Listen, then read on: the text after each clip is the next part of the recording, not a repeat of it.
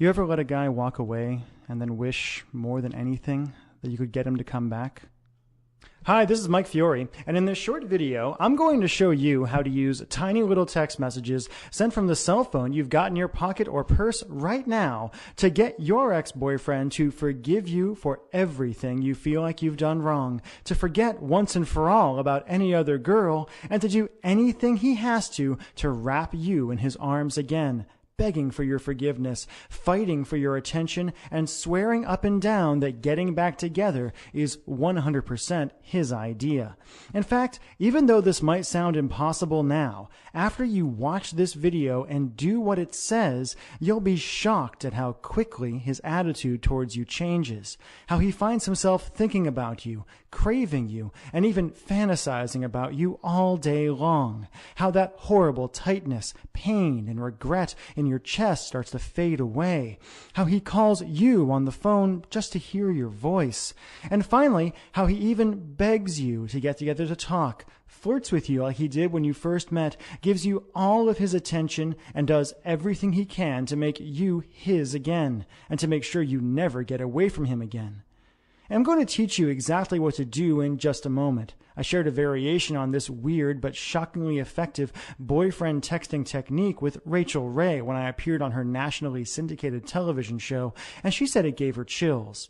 But first, we need to talk about the tiny mistake you made without even knowing it that could keep you and your boyfriend from ever getting back together again. If you're like most women, your relationship and breakup probably followed a variation of this really depressing timeline. You broke up and told each other you were going to be friends, that you were still going to be close, and still were going to love each other in some way. But I think if you admit it, you'll realize you're not really friends at all now. All your friends and your family are probably telling you to give up and to move on, telling you things like there are other fish in the sea and if it's meant to be, it's meant to be. But while you're being miserable by yourself and going crazy wanting him, he's off with that cute girl from the office who you never liked in the first place. And ever since the breakup, you felt this crazy, overwhelming, obsessive desire for him. You've left long, rambling messages on his voicemail, saying all the things you think you should have said when you were together. You've texted him like crazy and felt like you were going to pull your hair out when he wouldn't text you back. You've apologized, begged, pleaded. You've asked his friends about him and freaked out at the idea of him seeing someone else. And you've done everything you could think of to try to get the relationship you had with him back. And no matter what you've done, what you said, how hard you apologized, how much you told him he was right or promised to change, it's been like ramming your head again and again into a brick wall. And I bet you're wondering, like so many women have before you, why? Why is it that the man who used to look at you with so much love and desire when you first got together won't even give you the time of day now? Why does he ignore you?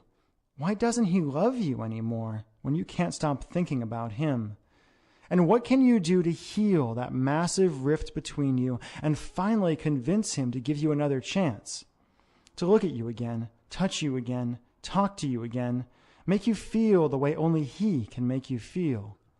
To answer that question, I need to reveal a few simple truths about the way relationships really work and about the way a man's romantic mind works that no one has ever told you before, and show you how to penetrate the wall he's put around his heart and hotwire his desire and love for you in a weird but staggeringly effective way, even if he swears he doesn't have any feelings for you now.